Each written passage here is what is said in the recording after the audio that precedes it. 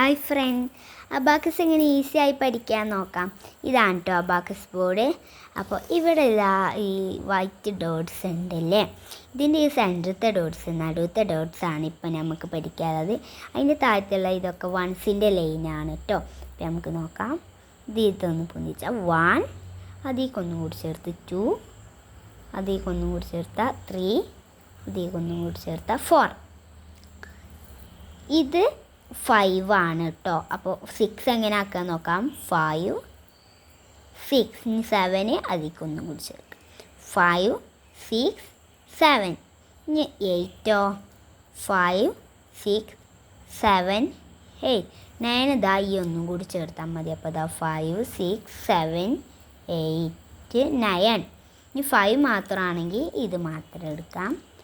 അപ്പോൾ എല്ലാവർക്കും ഇഷ്ടപ്പെട്ടെന്ന് വിചാരിക്കും. ഇഷ്ടപ്പെട്ടെങ്കിൽ ലൈക്ക് ചെയ്യുക, ഷെയർ ചെയ്യുക, സബ്സ്ക്രൈബ് ചെയ്യുക. അതുവരെ ബൈ.